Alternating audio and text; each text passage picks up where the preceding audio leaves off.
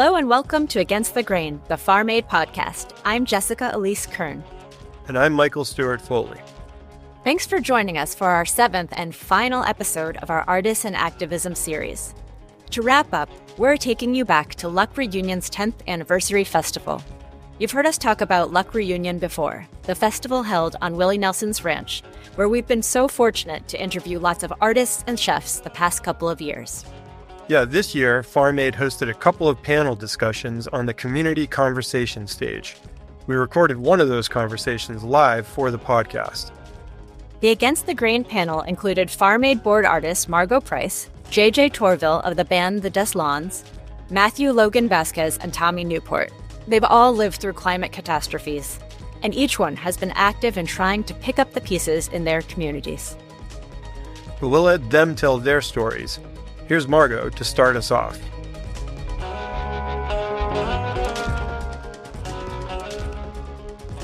Yeah, I was in East Nashville at Pink Crowbar, and my husband drugged me out of there right before a tornado literally tore off the side of the building. It was really tough to see our city go through that, but the way the community comes together and lifts each other up and supports each other, it always gives me hope.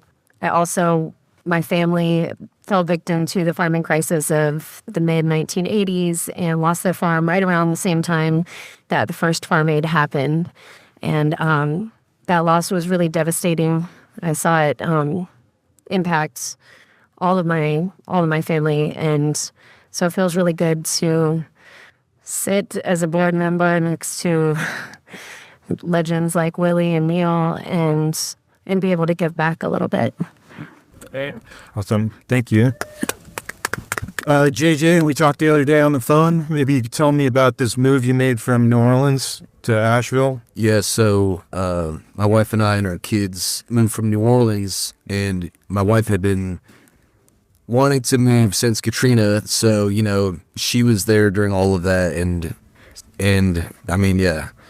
So, after our second kid, we chose to move to Asheville, and we never thought there'd be a hurricane up there, Also, likewise, we were super lucky, and we had no damage, during the storm. My kids were bucketing water throughout the whole storm and saved our basement, but, I mean, so many people lost their homes, across the street. Trees fell on neighbors' houses, and yeah, I mean, the biggest thing, I saw through the whole experience is how, a shared trauma or the, shared traumatic event like this just brought the community together in ways where it's like, me and my wife are super chatty, and we love just chatting with everyone and always talking to the neighbors, but there's, neighbors would come out we'd never met and be like, we need water, or like, do you have this? It's unfortunate that something so devastating brings people together, but it is true. Thank you. Yeah. Jimmy J, people of Asheville. Matt, we also talked the other day. Yeah. Want to tell us about this water war you're fighting down? Really? Well, we live out here in the hill country, and you can see it's, or as you can feel, it's really warm and hot and arid today. We've been experiencing these historic droughts over the last 20 years, and as if you've been coming to Luck over the past 10 years, Luck, you see all these houses going up, and just so many people moving out here to the hill country, and part of that is people don't know how to live with the land, and they don't know how they want to keep their sod lawns going, and we had that coupled with a public utility that had a 40% leakage rate, and so our swimming holes in Wimberley went dry for the second year in a row in the summer, which stinks. It's August, it's so hot. It's hot here until October for those of you locals, and it just stinks when the public utility refused to fix their stuff and then over pumped 160 million gallons. So yeah, it's insane. But they've been working to fix that, and the county has been doing a really good job trying to get it all organized again. But it's crazy. Yeah. Awesome. Thank you. And Tommy came to LA via Kansas, right? Yeah. Yeah. But lived lives in Altadena. I'm going to say present tense. Yep. Still lives in Altadena. Yeah, could you tell us a little bit about your story? Yeah, I'm from small town Kansas. I live in Wichita, and I moved to Los Angeles to further my career as a musician. I moved there about 3 years ago, and I struggled to fit in or find like where I wanted to be in my area. And Los Angeles is very like, there's all these different multicultural areas, and you have to find the one that's right for you. And I found that pretty quickly. I found this little foothill town called Altadena. It's quiet, people are friendly, and mom and pop shops, and it reminded me of the Midwest a lot. Yeah, I mean, as everyone has seen in California, you know, the wildfires have been uncontrollable, and there's been a lot of negligence and unfortunate events that are happening there. But that week I saw the Palisades were on fire, and, you know, regrettably, it was like another day, you know, it was like, oh, there's fires in LA. So I'll just keep my eye on it. And I was home late at night, and there was a warning for high winds and things of that nature, and power went out. So I just got in the car and drove to the nearest light, and I was kind of looking around. It was very windy. It was kind of chaotic. People were leaving, and I was just sort of like not sure what was going on. And then I looked at the hillside, and it was the very beginnings of the Eden fire there. So I left. And when I came back the next day to see if I could get some things out of my house, it was already too late by that point. But yeah, like a lot of like what you guys said here, you know, you're talking about, you know, government negligence, private company negligence, gas companies, insurance companies, electric companies, they're plagued by capitalism and cutting corners, and it's a shame. But these moments like bring communities together, make people stronger, and create things like what you're sitting at right now, which is causes to fight against climate change and climate crisis. Very, very, very small things snowball into big disasters, and it's a shame. And I can imagine that when this type of a disaster happens, that yes, you meet your neighbors and people come together, but then also a lot of people must flee the area. So that, how do you keep a community together and keep that feeling? I'll just speak on that. Just in the sense of Los Angeles as a whole, it was, as I said, there were these pockets of multicultural neighborhoods and areas of Los Angeles, but the melancholy that it brought to the entire state, to America, really, I think there were no boundaries to community in those weeks, and I found that absolutely incredible. There was nowhere that you couldn't go to get help from community, from people like you. So it was unbelievable, the amount of people that really care about their city and their state. You know, to your question, I think with sustaining community in the aftermath of disaster, it's kind of the long game of what's happened and what needs to be done. And I feel like you can sustain community by what actions need to continue to happen in the aftermath, with rebuilding, with resources, with funding, with, you know, benefit shows. Like, you know, it's not a new thing, but with these compilation albums that artists have been doing, I feel like that's a huge fundraising opportunity. That's like what we can do, and if people can support that, it helps so much, and that builds community too, with you know, artists and those who listen to music, you know, to support the folks that need like relief, you know. Matt, you were talking about a different type of climate disaster where it's a kind of a slow moving train. Yeah. So what about the community around that and coming together? In Dripping Springs, there was meant to be a 5,000 cap music venue, and they were supposed to pull a bunch of water, and then also where they were gonna leave their gray water and black water off this property, and they all of Dripping Springs showed up. You could like a standing room only in that city council meeting, and they lit them up and they canceled it. So that's pretty great, right? It's not happening. Yeah. And the same thing in Wimberley, we have the Wimberley watershed, and we have a bunch of people that are constantly getting involved with that, and just they basically took over the lawsuit against Aqua Texas for the county. And so they raised enough money to just basically fight it in court and, stick them with the bill for overpumping. Right. Community makes it happen. Right, and we were talking on the phone about who makes up that board, right? That this is not a partisan issue. You were explaining like the political makeup of that board, right? Yeah, I mean, water isn't really it's not a Democrat Republican thing, and my libertarian stepdad, he has enough rainwater collected in his cisterns to last him a year, no problem. And it does rain in this area, and it rains a lot, just really quick. So, I mean, the water's a lot softer when it comes from the sky than pulling it out of the ground, and your well is a time bomb anyway. It's so expensive to maintain, and it's going to fall apart or go dry. So, I mean, really, that is the solution, is like use native grass and collect rainwater if you can afford it. And Margo, the tornado came how soon before the pandemic? Like a couple of weeks or something? So you had like a double whammy? Absolutely. It was, I remember there being a tornado benefit, and it was like right as COVID was hitting, and we were all reading, nobody should be out. We're all sharing mics and getting all close together. But that was pretty devastating for the community too, because artists couldn't perform. We couldn't do benefit shows, nobody was getting together. And I was there also. There was a flood in Nashville that happened, and I was pregnant, and suddenly there was just like a river running through our home. And luckily we had tons of friends come over. They helped us lift our piano up on cinder blocks, and we got all of our instruments out of there. But that was back in 2010. Wow.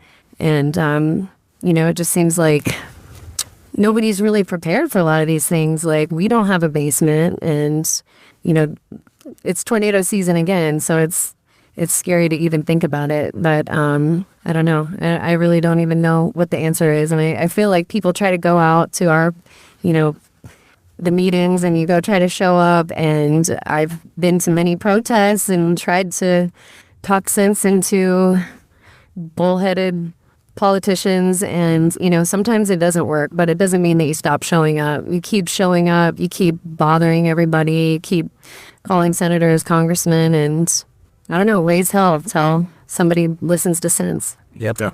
Yep. I love it.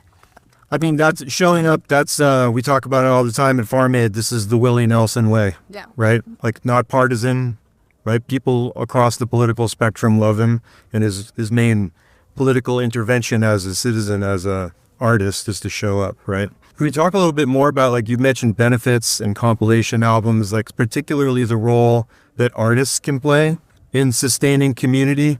Because there's obviously, everyone can play some kind of role in one way or another, but what are the best ways for artists to show up? I don't know, write songs about it. Yeah. That's one of the only ways to change hearts and minds, I feel like. I don't know. It's time to pass the mic. Do what Willie did, He wrote songs about the things he cared about. And I know we all love those songs, and we know the words to them. So, and I think it's just use your platform. No matter how big of an artist you are, there are people listening to you.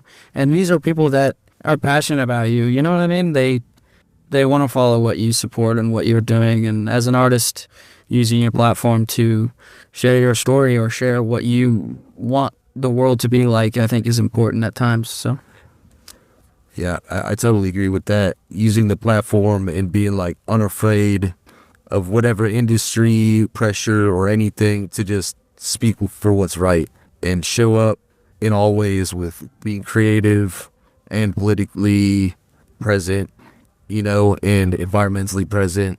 Just show up as like a person, no matter what. What happens when you get the usual shut up and sing? I don't sing.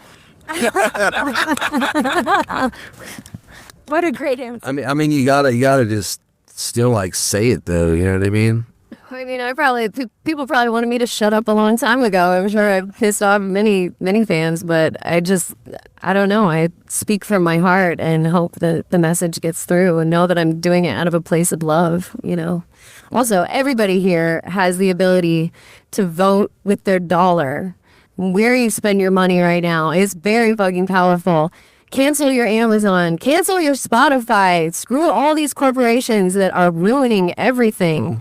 That's the only thing that we have. That's our dollar. And then when that strike happened the other day and everybody was like, don't go to Target, don't go to Walmart. I'm like, I haven't been shopping at Walmart. I don't know. Yes. I think absolutely. The biggest thing for anyone out here right now, and I'm sure nobody out here feels this way, but if you're indifferent about climate change or that word doesn't sit with you, it's in no one's interest, in this country, whether it's through capitalism or big businesses or politicians, or this is not in their interest for you to want to believe in that.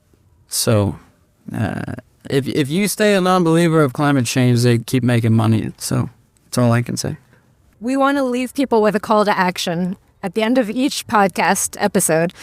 So you kind of talked a little bit about what you can do. Don't shop certain places, vote. Is there anything else? And not just about climate change, but also about building community. Yeah. Building community is, it was strange for me because I'd never really been involved in that until I needed a community. I needed aid. I needed funding.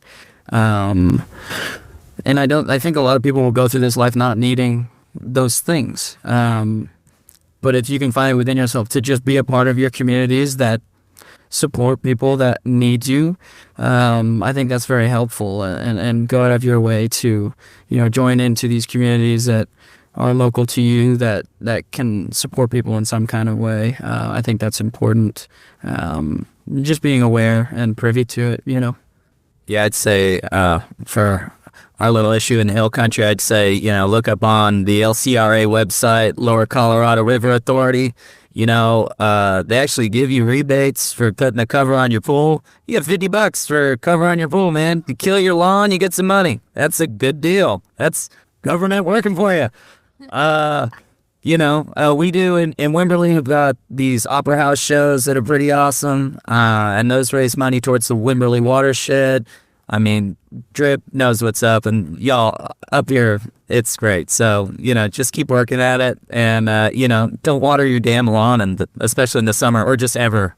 Your drainage field, I'll take care of you guys septic. You're good. All right. Thanks. I mean, I guess I would say just, get involved as much as you can with whatever your organizations are around you. And to anyone in need, I know it's overwhelming to find organizations that seem like, is this the right one? But honestly, just going for it no matter what, and just showing up and trying to find somewhere you can help out is huge too, no matter, is little time you may have or anything, just giving a little is huge, and if everyone did that, that's big. We were talking, you and I were talking, in fact, about some of the compilation records. You want to shout out some of the compilation records? Yeah, organizations? The Cardinals in the Window, that's like Rusty Sutton kind of helped put that together in North Carolina, and I mean, that's done huge. My wife and I work with Be Loved in Asheville and other nonprofits, and that's helped huge, Yeah. Okay, I'll just add one more thing. I watched this documentary. Everyone should go watch it. It's called Join or Die. And it's kind of about how the fabric of America was built on clubs and communities, and how everybody, used to be in bowling clubs and card clubs, and you knew your neighbor. And now everybody is so divided. Everybody is so scared of talking to each other that there's just this level of mistrust that is there. But I think that if we all can communicate, have those awkward conversations at your family dinner, go out, and just talk to somebody, and even if you know that they feel differently than you, that's where real change is made, one-to-one, when you're having a heart-to-heart with your racist uncle. I don't know, but yeah, go watch Join or Die, and use your social capital. Yeah. And maybe, like John Prine said, blow up your TV. Right? Then you can't watch blow up your iPhone. Right. Watch the documentary and then blow up your TV. Right. Should we take some questions from the audience? The idea behind this was that we get to hear from some of y'all, and you can ask questions of our illustrious panel. I'm from Asheville, North Carolina, so thanks for giving some presence to the predicament that's ongoing and will be devastating for years. Yeah. There was a whole lot of winners and losers in that scenario. I grew up in Black Mountain. My church was in Swannanoa. That's the exact route all of that water thunders down the mountain and washed away, versus people in better elevations. They did all right. My folks did all right, and I know some of my good friends that didn't do all right. And then also, all right. I'm all right. I'm from here now. I'm in Austin for a bit, but rep in Asheville, highlight up here.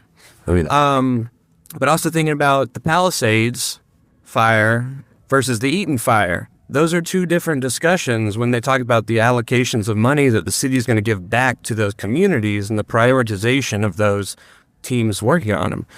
So my question would be, how do you see class consciousness and climate change being an intertwined conversation, or something we need to combat equally, instead of letting the ones who can rise and the ones who can't be forgotten? That's a great question. I mean, it's all about our organizations, like Farm Aid and like all these organizations. So when FEMA showed up in Asheville, they were up off Brevard Road, very affluent. It's like no one who needed the help they couldn't get there. It's like, oh yeah, go get your aid. But it's like, if you're out in the county, I mean, there's a lot of FEMA out in the counties too. But I mean, Mountain Biz Works, which is like an SBA affiliate, they had like millions of dollars in grants for folks that, for everyone, and it's these organizations that are spreading it around, because FEMA will show up or other people will show up and they just go where they're told to go. But it takes the people and the groundwork to know where the help is needed. And so these organizations, I feel like, are crux, like the clutch, you know what I mean? For knowing where it needs to go. And it takes all of us in the community for that to happen, to be informed, Yeah, I definitely think that we saw that with Palisades and the Eden fires. And it's a hard conversation because it's so entangled in the fabric of this country.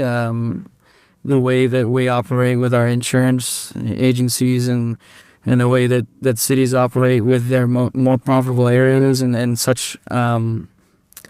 Yeah, I think what you said is it's. I think with a lot of things, it's it has to be a community that rises up and really makes waves to make change. It's a hard thing. It's a really hard thing. So. But community building, continuing to do things for 40 years straight, not giving up on things, definitely, that's the most important thing. Appreciate the question. I always wanted to be Oprah. Thank you. Yeah. Hello. Great to hear from you guys tonight. Mr. Surf Guy with a black, again, you, yeah? So you mentioned that you, in one of the stories you told, that one of the cities, you're like, and we're working with the city and we're solving it. So I was curious to kind of like double click on that and ask, do you really feel the city is working with you? And if yes, I want to know which city. Well, in Wimberley, Wimberley is a river town about 45 minutes as the crow flies south. And one of the main driving forces is tourism. People get married in Wimberley they love the views, they love to swim when it's hot, and we have this beautiful cenote, Jacob's Well, that feeds into this creek. Then we have Blue Hole that our kids go to summer camps all year, and when that thing stops flowing, Blue Hole gets disgusting, and you can't swim in it. And so it's in everybody's best interest to keep this pristine surface water going so that it drives all these other businesses that people want to stay in the B&Bs and put money in the city. So everybody knows that, and everybody wants to make the right decision. It's state law that you keep water pressure up for fire. Like if there's a fire, they have to always give that to going. But anyway, so but with the Aqua Texas situation that we had, there was normally you have a 15% leakage rate. That's known as acceptable. Any public works person would tell you that. They had a 40% leak rate, which is gross. And then just look up Aqua Texas and on the Google Maps reviews, they have 1 star, and you see lots of pictures of people holding jugs of brown water.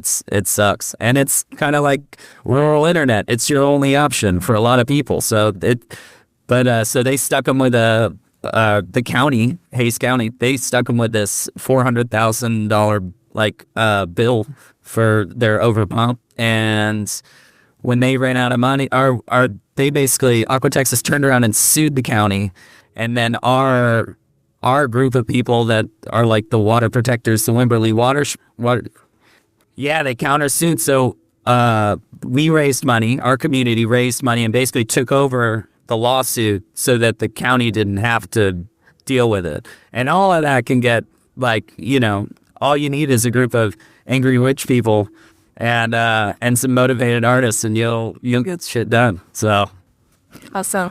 Probably one more question. Charlotte. Speaking of racist uncles,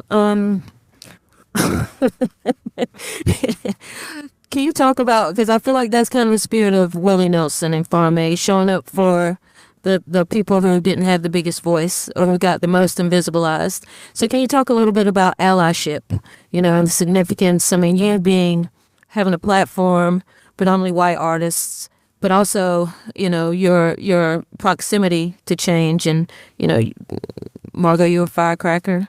You're not very quiet about that. But you make your presence known, and I feel like it's in a spirit of allyship. So can you speak to the significance of being an ally, especially to marginalized people and people who are often invisibilized? And thank y'all for being on the panel today.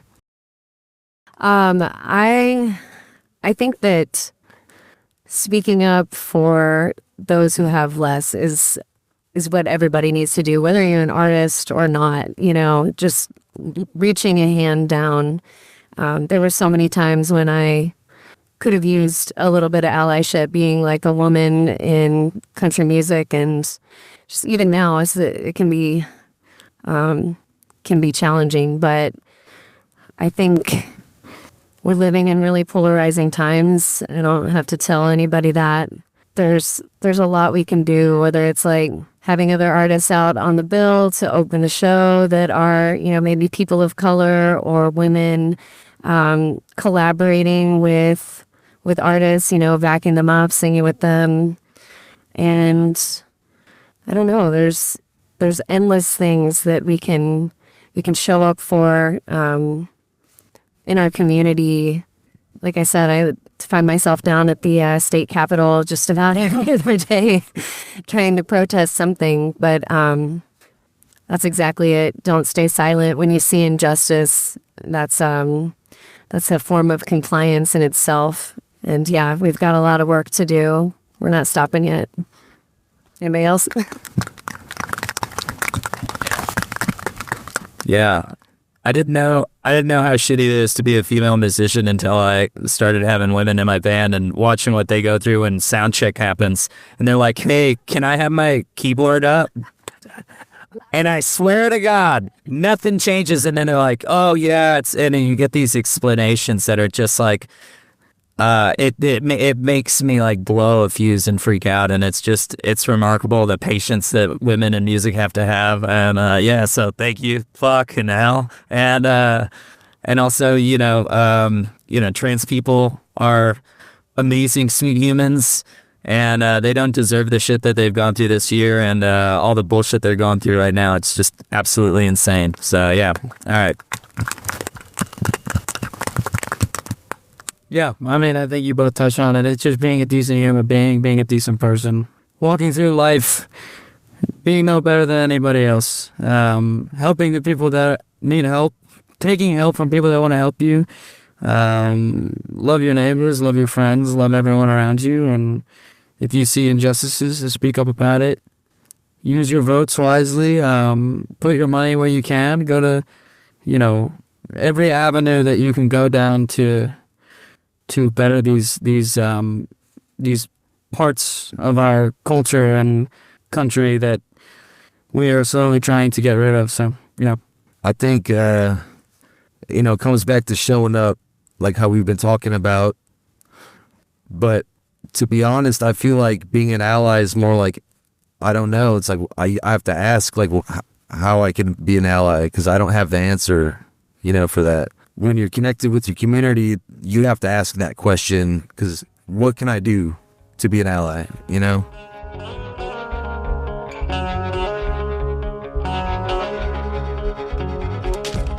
That was Margo Price, Matthew Logan Vasquez, Tommy Newport, and JJ Tourville, responding to a question from Charlotte Ammons, one of Farm Aid's co-executive directors, for the final question to a brilliant panel of artists at Luck Reunion. We hope you've been as impressed as we've been with how thoughtful and intelligent the artists we've spoken to have been on such a wide range of issues. A special thanks goes out to Matt Beiser and the Luck Reunion team for brainstorming a panel idea that fits in so well with this series on artists and activism. Thanks for joining us for this Artists and Activism series. We hope you've enjoyed it as much as we have. We'll be back in the fall with a new series fresh out of Minnesota.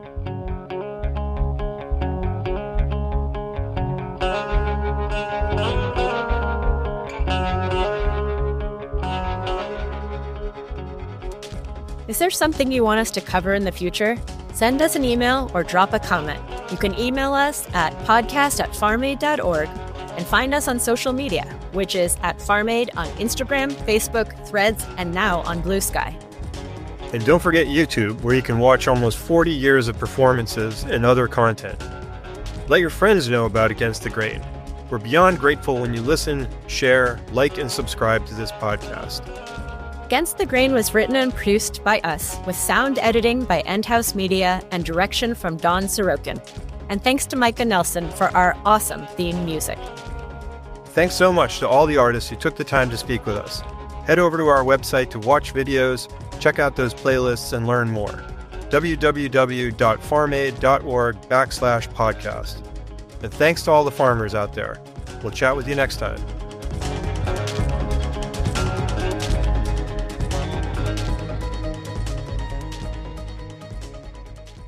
Your donation to Farm Aid strengthens family farmers so they can thrive and keeps them on the land where they belong. Together, we can make a real difference in our farm and food system. Head to farmaid.org/podcast to make a gift today.